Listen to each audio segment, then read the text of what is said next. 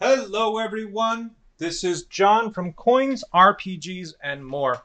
And in today's video, we're going to demonstrate the Eldritch role-playing game with a small combat scene. So you can see how combat works and have a little solo gaming fun. I have set up this scenario using some miniatures and terrain for visual aesthetic appeal.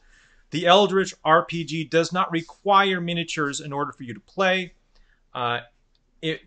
So don't think that you need all of these things in order to play Eldritch. I simply enjoy using them myself, and I think it gives a cool visual aid to show how the game can function. A special thanks to the author Dan Cross for giving me an advanced copy of the rules that I can use to demonstrate this game for everyone today. He's been very fantastic and supportive of the channel, and I really appreciate it. Okay, so we are going to move forward with this scene. Now, I previously set this scene up, so we're not going to roll dice to create it. We're just going to jump right in. The scene is this. Our hero, Wiglaf, so you can see his miniature here. Our hero, Wiglaf, has discovered that his good friend, Gerard, has been captured by an orc and a couple of goblins. And he has been running through the night in the forest to attempt to rescue his friend. Now, imagine that it is pitch dark. Most creatures cannot see, but dwarves and goblins and orcs all have night vision. They're all capable of seeing in the dark, thanks to their previously underground nature. So, Wiglaf is running through the trees. And he comes to the clearing. Whoosh! Roar! And he shouts because he sees his friend Gerard in a cage being pushed towards the orc's hut. And he knows that if Gerard gets all the way to the orc's hut, it's very possible that Gerard will be turned into orc food. So he pulls out his axe and his shield. Roar! And he rushes forward. And this is when we're going to roll initiative, because the orc turns and sees the dwarf coming in. Just, "It's a Don Dwarfy come to rescue you, me friends. Grip, snap, go and get him. We'll add dwarf meat to the pot tonight." And the two goblins look and Yeah, we're gonna get him. And they take out their bows and arrows. Yeah, we're gonna go dwarf hunting. And now we're going to roll initiative. Now, initiative in Eldritch is handled in kind of an established... It establishes initiative in a more of a static manner.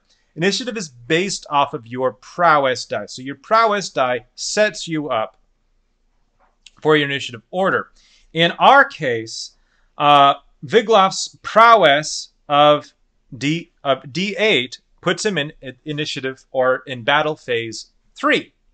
Because that's his prowess. So he's above a D6 or a D4, a D4 being 5 and D6 being 4, so he's at battle rank 3. The goblins are a fairly simple bunch. While they are not simple enemies, they still have the lowest prowess possible. So they both have a prowess of a D4 plus a D4 in ranged combat, because they're really good with their bows. Now, the orc is a bit stronger than the goblins and a bit more well-trained, so the orc is going to have a D6 in both prowess and in ranged weapons. In this case, that means... Oh, sorry, in melee weapons, not ranged. The orc is a melee fighter. But in this case, that means that Wiglaf, with a D8 instead of a D6 or a D4, is going to get to go first in this scene. So he is going to go right into movement. He's going to close with them. Now, movement is handled as 18 plus your the movement value, or the maximum value of your... let's see, which one was it? I'm sorry. Your prowess. So that means that is 18 plus 8, bringing us to a 26. For the purposes of this board, we're going to say that each hex is roughly equivalent to about 3 yards. Now, this means that Vigloff could move about 26 yards per round and still be able to attack without penalty. So that's going to allow him to close directly with the first goblin and start this combat off. Now, Vigloff has a prowess of a d8 plus melee of a d6 and a threat of +1. So we're going to take a d6 and a d8. And we're going to add 1 to that total. So he rushes forward with his axe. Gerard, I've got you! Hold tight! And Gerard's like, what's going on? I can't see anything. Got 7, 8, 9, 10, 11. 11 is more than enough to get past this goblin's this goblin's defense pool of 8. The goblin is going to get an armor roll to see if it can stop enough. That's a 1, bringing it. So he would stop 1 point, bringing it from 11 down to 10. Still enough to get. So that first goblin goes down with a dwarven axe to the skull. And at this point, that's the end of Vigloff's turn. So we're going to go straight to the Orcs' turn. The Orcs, you crumped my crumpers! I'm going to get you, you damn stinking dwarf! And he's going to kick his friend's body out of the way, move forward with it with his big axes. He's going to take his turn to basically draw out his axes and move forward. Hey, God! And he's going to bring out his big axes and come right down on top of Vigloff. So that's going to be a 2d6. 1 for the prowess, 1 for the axe. 3, 4. 4 total. So Vigloff starts with an active defense pool of 14. So that active defense pool is now reduced to 10. All right, and then the goblin over here, it being the goblin's turn to act now, is going to take out its short bow and is going to start moving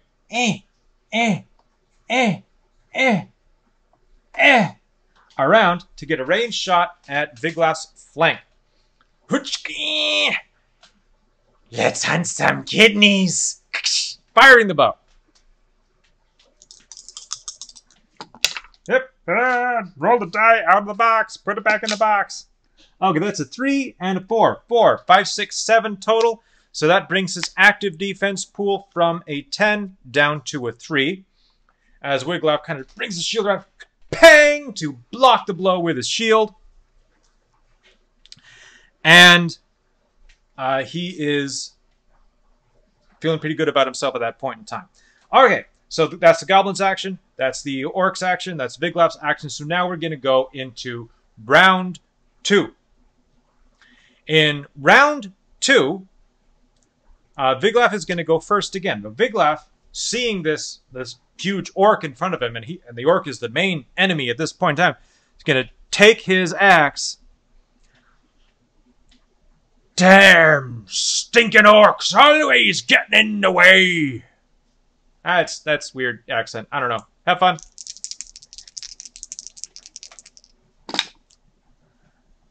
Four, 5. That's 5 total. So that brings that orc. I think he was previously reduced down by. Actually, no, the orc had not been hit yet. So that's 5 to this orc who has who has 12 in his defense pool. So that's almost knocked him down to half right there. What? Ew, the orc is hurting. Orc. All right. Orc is hurting on that one. But now it's the orc's turn to respond in kind. And the orc takes his... Ugh, no dwarfy's gonna get the better of me. Brings his axes and tries to do like a scissor axe cut on Vigloff's head. Ha-ha! And that is a 6 and a 2 for a total of 8. All right. Vigloff's active defense pool was at 3. So 8 blows through that, leaving him with 5 points remaining. But at this point, Vigloff gets to roll armor. Wiglaf has an armor of a chainmail, which I believe is a D6, and then he adds a 2 for his medium shield. So, let's roll that. 5, 6, 7. Okay, that's 7 points absorbed. That actually absorbs all the rest of the blow. So Wiglaf takes it on his active defense, kind of like dodging, weaving. Boom! Absorbs it on the shield. And the shield and the armor kind of absorb the blow. Oh, but boy, did that hurt. All right, but now the goblin comes through, and the goblin's basically going to try to get behind. Right behind, and fires another shot. Let's point him in the right direction. There we go. Ha! Watch out! Bow! Firing. Yeah. All right, that is a 4 and a 2. 4 and a 2. So that's 5. That's 6. Let's see. Does the chainmail and the shield absorb that? That's D6 plus 2. 4, 5, 6. Okay, that does absorb the armor. The armor does absorb the damage. Well done there. He kind of he pulls an Achilles from the movie Troy and just puts his shield behind him. Ping! Right at the right moment to catch the arrow on the shield. Cool. That's just very cinematic. I love it. All right, that brings us to the next round. The next round, Wiglaf goes first, and Wiglaf is going to attempt to end the dwarf. End the dwarf. He's not ending himself. Wiglaf is going to attempt to end the orc rightly. Ha! Whoopah! Bringing his axe down with a 6 plus 1 plus 1. So that is going to be 8 total to the orc. That might actually be enough to do it. In fact, yes, I believe that is enough to do that. That orc is now down with an axe. Let's see, the axe comes up, takes off the orc's arm. Oh, the orc's... Oh! To think the crumper got crumped. And he falls down dead, bleeding out. Oh. All right. That's the end of the orc. Doesn't get to act. Which means we go straight to the goblin. The goblin is going to attempt to roll his D4 in order to see if he can... Actually, we're going to roll both dice. He's going to roll his dice to see if the goblin can manage to get up enough courage to stay in this fight, or if the goblin's going to run away. That is a 2 and a 3, bringing us to 5. That goblin is really, really hungry. Like, You might have killed the boss, but that just makes me the boss. And he's going to attempt to shoot one last arrow at our brave hero here before he attempts to run away. He is going to retreat backwards up. He's a smart goblin, so he's going to retreat back, pull his bow back, and fire. 3, 4, 5. 5. Let's see. Does the armor absorb it? That is a 6 plus 2. The armor absorbs that easily.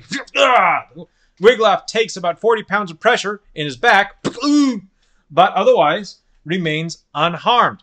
And at this point, that's when Wiglaf is going to turn around and charge at the remaining goblin.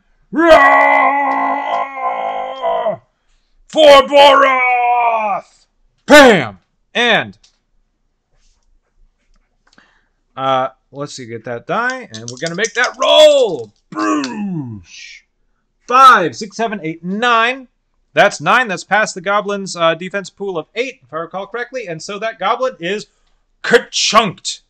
And the goblin is down. Goblin down. And that is the end of the scene. At this point, Wiglaf, feeling victorious, returns to his friend Gerard. All right, my friend Gerard, are you feeling all right in there, lad? I'm feeling a little, little okay. I couldn't quite see what was going on, but would you mind letting me out, Wiglaf? What was all that going on? It's kind of dark in here. You wouldn't have to have a light, would you? Wiglaf just shakes his head. You're dead in humans and not able to see in the dark. I don't know why I hang out with you. Bam! Uses his axe, going to try to open up the cage. Stand back, lad! So we're going to roll a D8 for fortitude, plus a D4 for strength, to see if we can roll enough to bust this cage wide open. That's a 3 and a 2. 5. I'll allow it.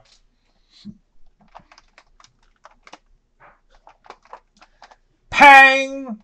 Thump! Cage is opened and Gerard is free! Wiglaf has succeeded in his mission. And Gerard is like, oh, and the big laugh produces like a lantern, lights it. Whoosh. Well, did you have a nice nap, my friend, while I was sitting there saving your sorry eye? And Gerard kind of looks at him and says, oh, well, actually, I did. It was quite comfortable. I want to thank you very much. By the way, thank you also for the light, because now I can see that there's a bit of an orc here and a bit of treasure over there, and I really enjoy it. We can maybe find some... Do you think they might have some treasure or magical items inside that tent over there yonder? I suppose they might, lad. Why don't you go ahead and take a look inside there? Maybe your sword's in there and your armor. And I'll take a look in this guy's pocket, says. All right, Orky, what has you got in your pocket, says. And Gerard's going to go ahead and make that search. And what does he find? Well, that's something for a story for another time. Thank you all for tuning in for this episode of Coins, RPGs, and More. I hope you enjoyed our little demonstration of how combat should work in the Eldritch role-playing game. There are many more options and complications that can be added to combat, but right now, since I'm just learning, I wanted to kind of keep it to the basic stuff. And there's more detailed rules to come as the second edition is finalized and brought forth to all of the followers of the Kickstarter. So when the time comes, I hope to do more videos on that and kind of showcase more of the details of the system as I learn it better. In the meantime, thank you again for tuning in. My thanks to Dan for giving us the opportunity to look at to kind of preview the rules per se. And I hope everyone has a marvelous day. If you enjoyed this style with, the miniatures, even though many of them are unpainted, and the terrain, and not necessarily being face-to-face with me, and you want to see this more often, to see the visualization of what's happening, please leave a comment below to let me know, and I can do this more often. If you prefer the face-to-face, as we go through a scene and do our solo roleplay, that's also fine. Just let me know and I can do more of that too. I just wanted to experiment to see what might have worked better. As always, please, if you enjoyed it, leave a like, maybe subscribe to the channel, and I hope you all have a marvelous day. I'll talk to you later. Bye-bye.